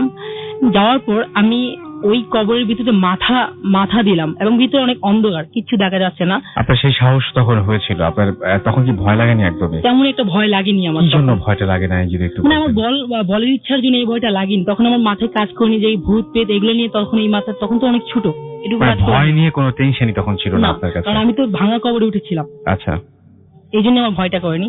তো অন্ধকারের মাঝখানে আমি লাইটটা যখন অন করলাম, তখন আমি যা দেখেছিলাম আসলে বলার মতো না।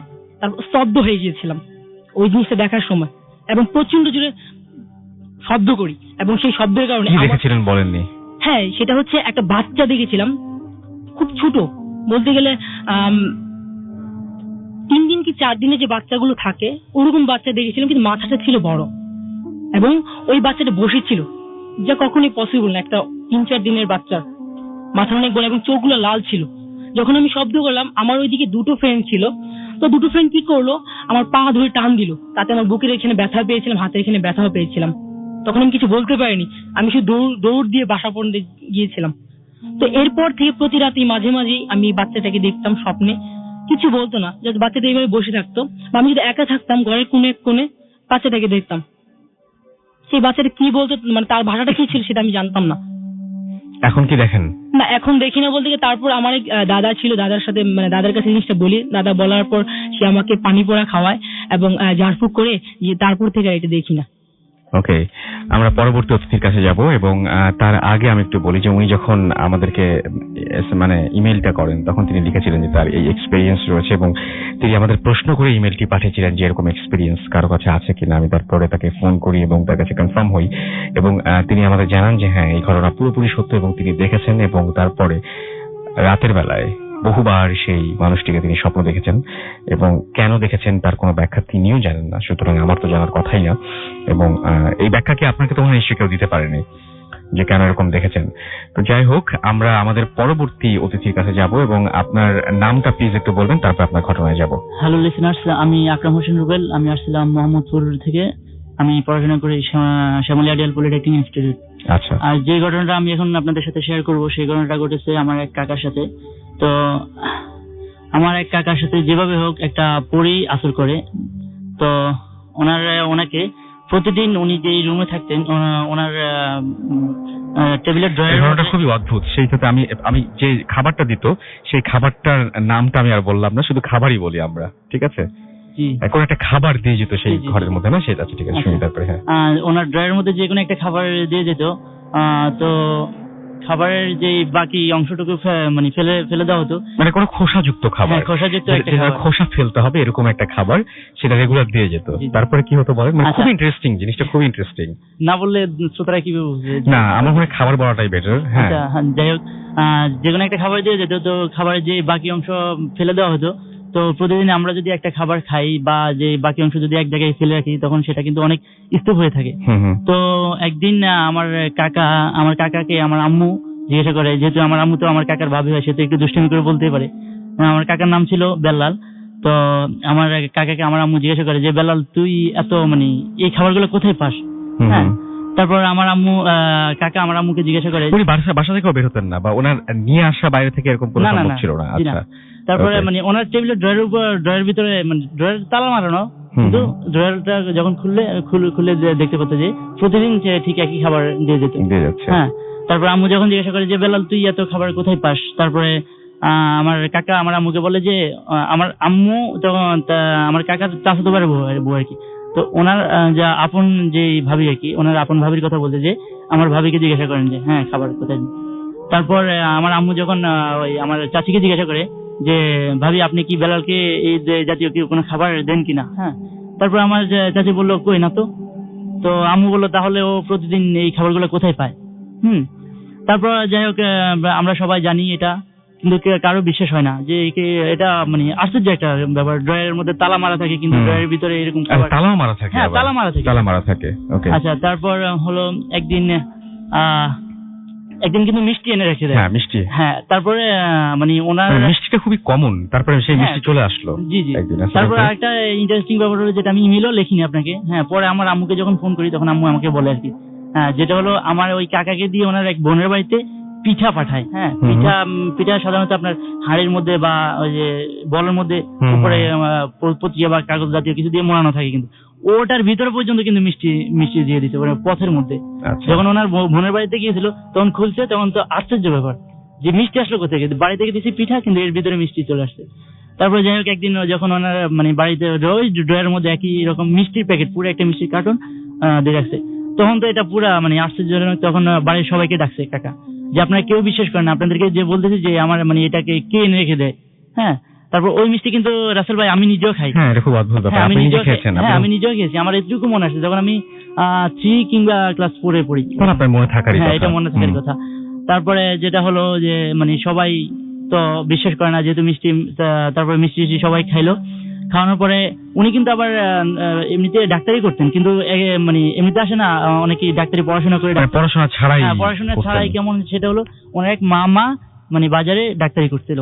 তো ওনার সাথে ওই যে দোকানে যে বসতো, মাঝে মাঝে এটা ওটা দেখতো বা একটু বইটু পড়ে যতটুকু শিখে যায় আর কি, ওইটুকু পড়ছিল। তারপরে রাসেল ভাই সেটা হলো কি, আপনি দেখেন যে উনি যে ওষুধটা দেয় একটা লোকে, মানে সেই ওষুধটা 100% মানে কাজে লেগে যায়। হ্যাঁ, কাজে লেগে যায়। এটা একটা আধ্যাত্মিক ব্যাপার, যেটা মানে হোমিও ডাক্তার, যেটা বাজারের অন্যান্য মানে ডাক্তারের অতটাই না। ঠিক আছে। তারপরে উনি এক সময় কি, আমার আম্মুর সাথেও কিন্তু অনেক কাহিনী আছে, সেটা আমি আপনাকে মেলে বলা হয়েছে। তারপরে যেটা আমি আম্মুকে বলছি যে যেটা আর কেউ দেখেনি ওই পরীটাকে, কাকার সাথে যে পরীটা ছিল আর কি। হ্যাঁ, তো আম্মুর সাথে যেহেতু এরকম প্যারানরমাল কাহিনী অনেক ঘটেছে, সেহেতু আম্মুকে দেখাইছে যে আপনি তো বিশ্বাস করেন না, অনেকে বিশ্বাস করে না, দেখেন আপনি। হ্যাঁ, একদিন হলো কি, আসর নামাজের টাইমের পরে কিন্তু আপনার খুব মানে ওয়েদারটা কিন্তু খুব অন্যরকম থাকে।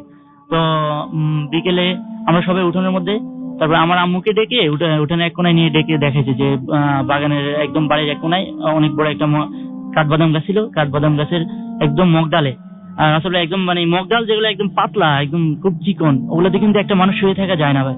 ঠিক আছে। তারপরে উনি কাকা আমার আম্মুকে ডেকে দেখালো আর কি, যে একদম মগডালের মধ্যে একটা সুন্দর একটা মেয়ে, চুলগুলো অনেক লম্বা লম্বা, তারপর নখগুলো অনেক বড় বড়, চেহারাটা অনেক সুন্দর, পরি যে মানে আমরা একটা সুন্দর মেয়েকে দেখলে বলি না যে পরির মতো, ঠিক ওরকম অনেক সুন্দর একটা মেয়ে, একদম হাত পা ছেড়ে দিয়ে শুয়ে আছে। এমনকি আম্মু যেটা দেখছে, আম্মু আমাকে বলছিল গত পরশুদিন ফোন দেওয়ার পরে বলছিল যে মানে শূন্যের উপরে, মনে হয় যেন শূন্যের উপরে শুয়ে আছে।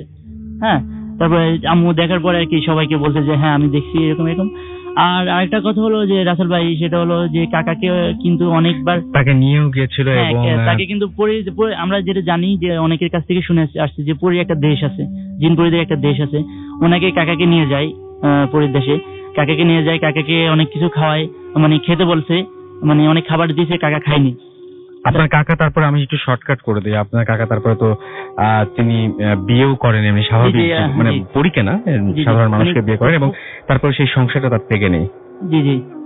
তারপরে যখন ও মানে পরিদেশ থেকে আবার ওনাকে বিয়ে করতে চেয়েছিল, উনি করে নেয়, তারপর ওনাকে আবার দেশে নিয়ে আসছে, নিয়ে আসার পরে উনি যখন বাইরে চলে গেছে, বাইরে চলে যাওয়ার পরে ওখান থেকে আসছে, বিয়ে করছে। তারপর ওই মানে একটা ঘটনা রয়ে গেছে রাসেল ভাই, সেটা হলো মানে উনি যখন বাইরে চলে যায় তখন কিন্তু ওনার মানে বড় ভাইয়ের মেয়ে নামাজ পড়তে বসে একদিন, এশার নামাজ পড়তে বসে, যখন আত্মাহিয়াতের মধ্যে বসছে, তখন ওদের সামনে, দুজনের সামনে একটা মানে মানুষের মানে সাদা কাপড় মোড়ানো একজন আসা বসছে। বসার পরে তখন হঠাৎ করে ওদের যখন চোখ পড়ছে, দুজন বোনে কিন্তু একই নামাজের বিছনায়। তারপরে ওরা চিৎকার করে উঠছে, চিৎকার করে ওঠার পরে আমরা সবাই মানে আমরা ভাবছিলাম চোর, আমরা লাঠি ছুটে নিয়ে এসে দেখি ওরা অজ্ঞান হয়ে পড়ে আছে। তারপর ওদেরকে জিজ্ঞাসা করলাম, ওরা বললো যে এরকম একটা কিছু ওদের সামনে এসেছিল। তারপর আমরা কি করছিলাম, পরে আমরা বাড়ির সবাই বলছিল আর কি যে হয়তো যে প্রতিদিন যেহেতু আসছে মানে একটা অভ্যাস হয়ে গেছে। হ্যাঁ, ওই যে ইটা আসছিল।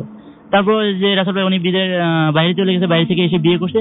তারপর কিন্তু রাসেল ভাই ওনার সেই মানে আগের মতো একটা মানে পাগল একটা আছে না, মানে শ্বশুর বাড়িতে যা মানে শাশুড়ির সাথে খারাপ ব্যবহার করে বা অন্যরকম একটা ব্যবহার, যেমন খাটের নিচে যায় শুয়ে থাকে, আবার খাটের উপরে কিছু থাকলে ওটার উপরে যায় উঠে বসে থাকে, মানে ওনার নিজের হাজবেন্ডের সাথে কি বলবে সেটা, মানে বউয়ের সাথে ওয়াইফের সাথে কি বলবে সেটাও জানে না, মানে ওরকম মানে উশৃঙ্খল টাইপের আচরণ। তারপরে সেই সংসারটা ভেঙে যায়। তারপরে আবার উনি বাইরে চলে যায়, বাইরে থেকে এসে আবার বিয়ে করার পর ওনার প্রথম যে বাচ্চাটা হয়, ওই বাচ্চাটা রাসেল ভাই মারা যায়।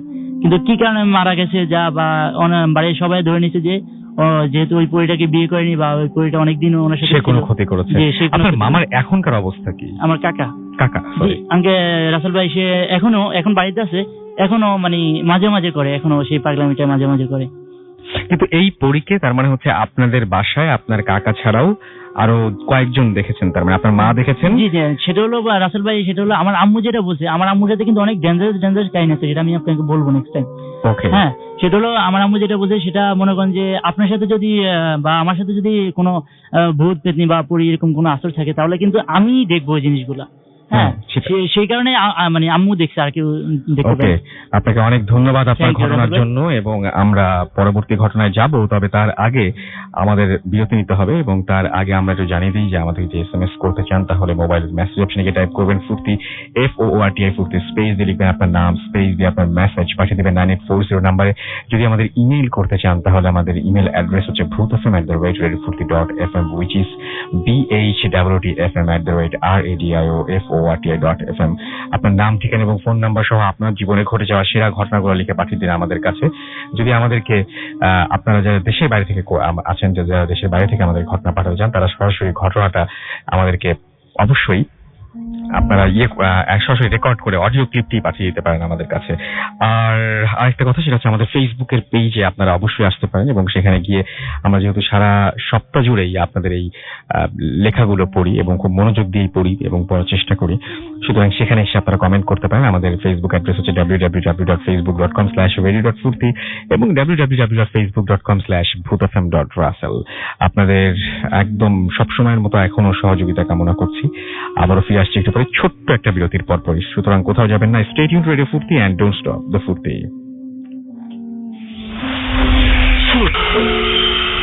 আরো একবার সবাইকে স্বাগত জানাচ্ছি ভূত এফএম এ, এবং আজকে 21শে ফেব্রুয়ারি আমরা সবাই জানি, এবং মহান ভাষা দিবস এবং আন্তর্জাতিক মাতৃভাষা দিবস আজকে, এবং একই সাথে আমরা আজকে ভূত এফএম এ আছি সবাই, এবং ভূত এফএম নিয়ে আপনাদের যত কথা আপনারা জানাচ্ছেন এসএমএস এর মাধ্যমে, কিছু এসএমএস না পড়লেই না। মিতা মোহাম্মদপুর থেকে আমাদের এসএমএস করেছেন, এবং তার কাছে খুব ভয় লাগছে, তিনি তাই লিখেছেন, এবং তিনি বলছেন আজকে রাত্রিটা খুব অন্ধকার মনে হচ্ছে তার কাছে। সাব্বির আমাদের এসএমএস করেছেন, তার কাছে ভালো লেগেছে।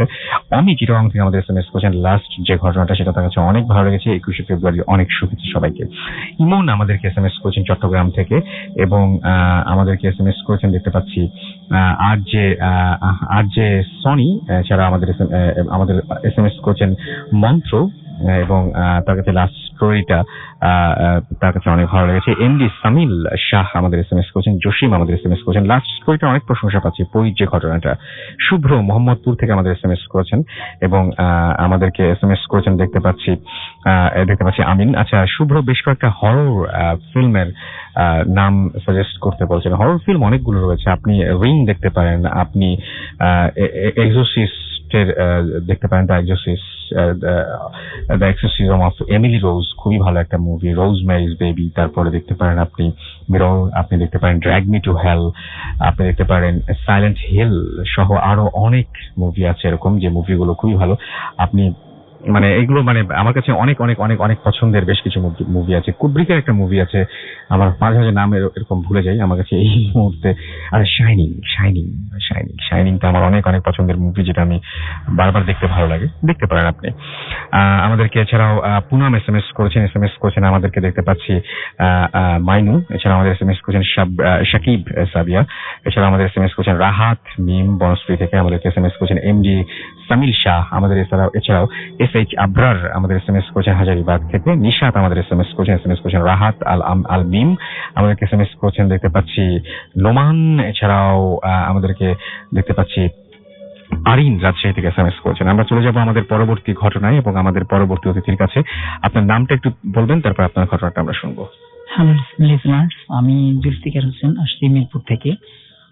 প্রথমে আমি হৃদয় গভীর থেকে শ্রদ্ধা জানাচ্ছি।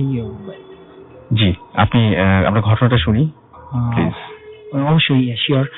আসলে আমি ঘটনাটা বলতে চাচ্ছি আমার 75 সালের একটা ঘটনা। এটা আমার মায়ের কাছ থেকে শোনা, আমার বড় ভাইয়ের সঙ্গে ঘটে যাওয়া ঘটনাটা। ঘটনাটা আসলে কালো জাদু রিলেটেড আর কি, মানে ব্ল্যাক ম্যাজিকের কথা বলতে যাকে বলা হয় আর কি। তো এইখানে ঘটনাটা ঘটে আমার বাড়ির পাশে একটা ছেলে, নাম আমার ভাইয়ের বয়সী ছিল, নাম ওমর। তো ওমরের স্বাস্থ্যটা খারাপ ছিল বা অসুস্থ থাকার কারণে ওনারা আমাদের ক্ষতি, এবং ওনারা আমাদের প্রতিপক্ষ থাকায় ওনারা আমাদের ক্ষতি করার জন্য বা আমার ভাইকে ক্ষতি করার জন্য ম্যাজিক করে, যেটা একটা কবিরাজ দিয়ে কোনো জিনকে দিয়ে, কোনো বদ জিনকে দিয়ে এটা করানো হয় ভাইয়ের। এবং এটা খুব অদ্ভুত, মানে আনইউজুয়াল খুবই, মানে যেভাবে হয় এটা একটু প্রসেসটা একটু অন্যরকম ছিল। হ্যাঁ, মানে আমার ভাইয়ের যেভাবে হোক আমার ভাইয়ের হাতে, আপনি নাম ধরে বললে তাহলে বুঝতে পারবেন, নাম ধরে বললে আপনি নামগুলো যদি একটু বলতেন। আমার ভাইয়ের নাম আব্দুল সালাম। সালাম, আপনি সালাম বলেন, শুধু পুরো নামটা বলার দরকার নেই। সালাম। আমার ভাই হচ্ছে সালামের হাতে নখ কেটে নিয়ে যায়, যেভাবে হোক নখ সংগ্রহ করে এবং মাথা থেকে চুল 7টা চুল সংগ্রহ করে। ওরা সংগ্রহ করে কোনো এটাও সংগ্রহ করে জিনকে দিয়ে। হ্যাঁ, আচ্ছা, যেভাবে হোক ওরা সংগ্রহ করে জিনকে দিয়ে এটা ওরা একটা তাবিজ তৈরি করে ওই ওমরের গলায় ঝুলিয়ে রাখে। আচ্ছা, তার মানে সালামের জিনিস নখ এবং চুল সংগ্রহ করে সেই তাবিজটা বানিয়ে ঝুলিয়ে দেয় ওমরের গলায়। ওমর শুরু থেকে অসুস্থ ছিল। আচ্ছা, এবং ওমর সুস্থ হয়ে যায় তারপরে, কিন্তু আমার ভাই যে সালাম আর কি অসুস্থ হতে থাকে। এরকম একদিন দুদিন করতে করতে এক পর্যায়ে দেখা যাচ্ছে আমার ভাই 2 মাস পরে প্রচন্ড অসুস্থ, সারাক্ষণই অসুস্থ থাকে, কিছু খাইতে পারে না, কিচ্ছু না। তো আমার আম্মা এটা নিয়ে টেনশন করার কারণে আমার পিতাকে বলেন যে কোনো একটা ব্যবস্থা নাও। তখন আমার ওই পাবনা থেকে একজন কবিরাজ ডেকে আনা হয় আর কি, যার নাম আয়েন ঘোষ। তো উনি আমাদের ফ্যামিলির সাথে রিলেটেড আর কি, উনি যদিও হিন্দু। তো ওনাকে ডেকে আনার পরে বিষয়টা দাঁড়ায় যে উনি আমাদের বাড়িতে আসন দেন আর কি, জিনকে নিয়ে আসন দেন। তো ওই জিনটা ছিল মুসলমান এবং অনেক মানে পরেশগার আর কি, নামাজ কালাম পড়েন। তো উনাকে ডাকার সাথে সাথেই উনি দ্রুত ওইখানে আসনে আসার পরে তো ওই সময় ওই কবিরাজের গাটা ছিল অপবিত্র। সেই কবিরাজকে 2টা থাপ্পড় মারে এবং বলে যে তুই অপবিত্র শরীর নিয়ে আমাকে কেন রেখেছিস। তো যাই হোক, এক পর্যায়ে এটা আমাদের দেখা ঘটনা, মানে আমার মায়ের দেখা ঘটনা, যার কারণে বলছি আর কি। আপনার মায়ের কাছ থেকে আপনি শুনেছি। তো তখন আমার মা বলে যে আপনি আমার ছেলেকে কি হয়েছে এটা একটু আমাকে জানান। তো জিন তখনই আমার ভাইকে দেখেই বলে যে এত সুন্দর একটা ছেলেকে মানে এইরকম একটা কাজ করছে, আহারে ছেলেটার তো জীবন শেষ করে দিচ্ছে। আর 10টা দিন পরে যদি এটা করতেন তাহলে আপনার ছেলেটা বাঁচতো না, যদি আপনি 10টা দিন পরে আমাকে ডাকতেন। যাই হোক, আপনার ছেলেকে তো এটা করা হয়েছে। তো আমি এই তাবিজটা আমি এনে দিচ্ছি, আপনারা একটু ধৈর্য ধরেন। এবং ওই জিনটা খুব দ্রুত ওই বাড়িতে চলে যায়, গিয়ে দেখেন ওই বাচ্চাটাকে কোলের মধ্যে, ওই ওমরকে কোলের মধ্যে করে ওর মা শুয়ে আছে। তো মা শুয়ে আছে, ওই মায়ের কোলের মধ্যে থেকে উনি ছিঁড়ে আনতে পারে না। ফিরে এসে বলে যে তোমরা একটু ধৈর্য ধরো, ছেলেটাকে কোলের মধ্যে নিয়ে ওর মা শুয়ে আছে, ওমরকে নিয়ে শুয়ে আছে, এখন ওটা আনা যাবে না, একটু ধৈর্য ধরো।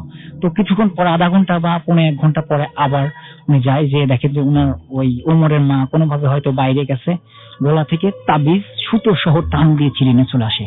এবং আমার আম্মা এবার বলেছে যে সবার সামনে তাবিজটা এবং সুতা সহ সবাইকে দেখালেন, এবং তাবিজটা খুলে দেখালেন যে আমার ভাইয়ের নখ চুল এগুলো দেখালেন। দেখানোর পর সবাই তো হতভম্ব। তারপরে এটা ছিঁড়ে আনার পরেই আবার কি পানি পড়া অনেক কিছু দিয়ে যায় আর কি, ওইগুলো দিয়ে আমাদের বাড়িটাও 4 সাইডে আটকে যাওয়া হয়। তারপর থেকে প্রায় 10 থেকে 15 দিনের মধ্যে আমার ভাই সুস্থ, এবং অসুস্থ 5 দিন পর থেকে সুস্থ। মোট কথা 10-15 দিন থেকে সুস্থ, এবং সেই ওমর আস্তে আস্তে অসুস্থ হয়ে পড়লো কিছুদিন বাদেই, এবং এই গত 3 থেকে 4 বছর আগে উনি মারা গেছেন আর কি। আচ্ছা, এটা আপনার ঘটনা ছিল। আপনি আমাকে একটা কথা বলেন তো, আপনার কতগুলো ঘটনা আমরা আজকে বাদ দিয়েছি? অনেক ঘটনা। আপনার নিশ্চয়ই মন খারাপ হয়েছে? না, কিন্তু মানে আমি বলি কারণটা কি। কারণটা হচ্ছে যে আমরা সাধারণত অনেকে এখানে লেখেন অনেক ঘটনা বিশ্বাস হয় না, অনেক ঘটনা আমরা অনেক ভালো ঘটনাও সিলেক্ট করতে, আপনাকে কারণটা আমি বলেছি, তারপর আরেকবার সবার সামনেই বলছি যে আমরা অনেক ঘটনা সিলেক্ট করতে ভয় পাই। ঘটনাটা আপনি বারবার করেই বলছেন, আমার খুব খারাপ লাগছিল শুনতে, কিন্তু আপনি বারবার করে বলছিলেন যেটা হাজার হাজার মানুষ দেখেছে। তো হাজার হাজার মানুষ দেখেছে, তারপরে অনেক ঘটনা আমাদের যারা এখানে শুনছেন তাদের অনেকেরই বিশ্বাস করতে কষ্ট হয়, যার জন্য আমরাও কোনো ঘটনা একটু বেশি অদ্ভুত হলে আমরা তখন সেটা বাদ দিয়ে দেই, যে থাক, আপনারা খামোখা ভাববেন যে আমরা বানিয়ে ঘটনা বাসায় বসে বসে লিখে নিয়ে আসছি। তো আমাদের খুব মানে সেই জন্য অনেককেই অসন্তুষ্ট করতে হয়। যেমন আজকে আমরা জুলফিকারকে অনেক অসন্তুষ্ট করেছি, কিন্তু সেটা হচ্ছে আপনাদের কথা ভেবেই। আমি বলেছি যে আপনি মানে অনেক মানুষ হচ্ছে, কিন্তু এখানে আরো অনেক মানুষ একসাথে শুনছেন, সুতরাং কোনোভাবে সেটা আমরা করতে পারবো না। যাই হোক, আমাদেরকে লিখেছেন, এখানে দেখতে পাচ্ছি যে ভূত এফএম নিয়ে অনেক মজার কথা লিখেছেন রাকিব খান আমাদেরকে। এছাড়াও দেখতে পাচ্ছি এখানে লেখা আছে যে আচ্ছা আমাদেরকে এখানে লিখছেন দেখতে পাচ্ছি রকিং মুন্না যে ভূত এফএম তার কাছে আজকে হট মনে হচ্ছে। রোহান আমাদের লিখেছেন মেডিকেল ঘটনাগুলো সব থেকে ভালো লাগে। আপনার যদি পরিচিত কোনো মেডিকেলের ডাক্তার বা স্টুডেন্ট থাকে তাহলে তাকে রিকোয়েস্ট করবেন আমাদের কাছে ঘটনা পাঠাতে, ডেফিনেটলি আমরা তাকে ইনভাইট করব এবং ভূত এফএম নিয়ে আসবো। আমাদেরকে ইয়াসির আরাফাত লিখেছেন যে আই লাভ ভূত এফএম। মুন্না বেগ আমাদের লিখেছেন ভাইয়া স্টোরিগুলো জোস হচ্ছে। তারিকুল ইসলাম আমাদের এসএমএস এখানে কমেন্ট করেছেন, লিখেছেন যে আজকের ভূত এফএম পুরোই জোস হচ্ছে। আমাদেরকে জয় এখানে কমেন্ট করেছেন, লিখেছেন শুক্রবার মানেই ভয়, এছাড়া ভূত এফএম তো আছেই। আমাদেরকে মোহাম্মদ নয়ন এখানে কমেন্ট করেছেন আমাদের এখানে দেখতে পাচ্ছি রেজওয়ান সরকার এবং আমাদেরকে এবং যাদের কাছে ভালো লাগছে নতুন করে পড়ছি না, আমাদেরকে রেজাউর রহমান আকাশ ভূত এফএম এখানে কমেন্ট করেছেন। আমাদেরকে ছাড়া দেখতে পাচ্ছি কবির এখানে কমেন্ট করেছেন আমাদের এখানে রায়হান উদ্দিন শুভ এবং তার কাছেও বেশ ভয় লাগছে। আমাদের এখানে দেখতে পাচ্ছি আরিফ হাসান আমাদের এখানে কমেন্ট করেছেন। আরো দেখতে পাচ্ছি আমাদের যে ফুর্তির পেজ রয়েছে সেখানেও অনেকে কমেন্ট করছেন এবং অনেকে কমেন্ট করেছেন আমাদের এখানে যে ভয় লাগছে এবং অনেকেই বলছেন যে আচ্ছা অনেকেই লিখছেন যে তাদের কাছে ভালো লাগছে, অসম লাগছে। আমাদেরকে দেখতে পাচ্ছি যে এখানে যারা কমেন্ট করছেন তাদের নামগুলো একটু পড়ি।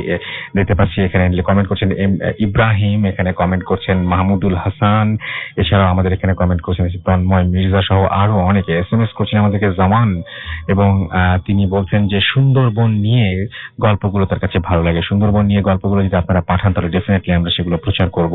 আমাদেরকে দেখতে পাচ্ছি রাহাত আল মিম বনশ্রী থেকে এসএমএস করেছেন এবং আমাদেরকে তিনি বলছেন যে জম্বি সম্পর্কে কিছু বলতে। জম্বি সম্পর্কে আমরা একটা এপিসোডে আলোচনা করতে পারি। আমরা সাধারণত দেখি যে কোনো ধরনের কোনো একটা ভাইরাস বা কিছু একটার মাধ্যমে কিছু মানুষ এরকম হয়ে গেছে, মাঝে মাঝে দেখি যে কোনো ড্রাগের কারণে এরকম হয়ে গেছে, এরকম নানান ধরনের ঘটনা দেখি। তো আমরা এটা একটা এপিসোড করতে পারি আর কি। কেউ যদি ইন্টারেস্টেড থাকেন স্টাডি করে আমাদের এখানে চলে আসতে পারেন। কিন্তু তবে আমার কাছে সাধারণত জম্বি মুভিগুলো অত বেশি ভালো লাগে না, ইন্টারেস্টিং লাগে না। হৃদয় আমাদের এসএমএস করেছেন আমাদেরকে সাজ্জাদ হোসেন তাজিম এবং তার কাছে গল্পগুলো ভালো লেগেছে বোঝা যাচ্ছে। এসএমএস দেখে কবি জিঞ্জিরা থেকে আমাদের এসএমএস করেছেন এবং আমাদেরকে এসএমএস করেছেন আরিফ পাবনা থেকে। ভূত এফএম শুনতেও অদ্ভুত ঘটনা। আচ্ছা শুনলে অদ্ভুত ঘটনা সম্ভবত এটা তিনি বলতে চেয়েছেন। জাহিদ আখতার বলছেন যে এপিসোডটা জোস হচ্ছে। ফাহিম এবং তার ওয়াইফ সিনথি আমাদের সাথে আছেন এবং তিনি শুনছেন এবং রাব্বি আমাদের সাথে রয়েছেন, নুসরাত আমাদের সাথে রয়েছেন সাকিব, জুবায়ের সহ আরো অনেকে। আচ্ছা আমাদের সাথে আরেকটা ছোট্ট ঘটনা রয়েছে, সেই ঘটনাটা আমরা শুনবো আমাদের আরেকজন অতিথি রয়েছেন তার কাছ থেকে। এবং সেই আপনি প্লিজ শুরুতেই যেটা করতে হবে আপনাকে আপনার নামটা বলতে হবে, তারপরে আপনার ঘটনা আমরা শুনবো। Hi everyone, this is Shahadat again. আমি এখন যে ঘটনাটি বলতে চাচ্ছিলাম এটিও আমার সাথেই ঘটনা। তো স্পেসিফিকলি এটা আমার বাসার পিছনে একটা নদী ছিল, যে নদীর নাম ছিল আখালিয়া নদী। তো নদীতে যখন আপনার কোমর পর্যন্ত পানি তখন সবাই মাছ ধরতো। তো মাছ ধরার কারণে সবাই বিভিন্ন যন্ত্রপাতি দিয়ে ওখানে রাখতো। তো এরকম একটা যন্ত্র ছিল বাঁশ দিয়ে তৈরি, যাতে আমাদের বাসায় বলা হয় বাইর। তো ওইদিকে অনেকে বাইরে পারতো। আমরা কি করতাম, আমরা কিছু ফ্রেন্ডরা মিলে চিন্তা করলাম যে আজকে মাছ ধরতে যাব। এরকম চিন্তার কারণে আমরা কলা গাছের বেড়া দিয়ে ভেলা তৈরি করলাম। কলা গাছের যে গাছ আছে সেটা কেটে ভেলা তৈরি করলাম।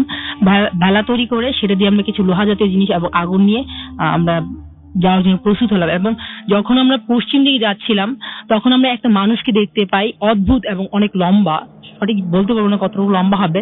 দেখছি যে সেই লোকটা এক পাড়ে বসে একটা দা দুধছিল, মানে পরিষ্কার করছিল।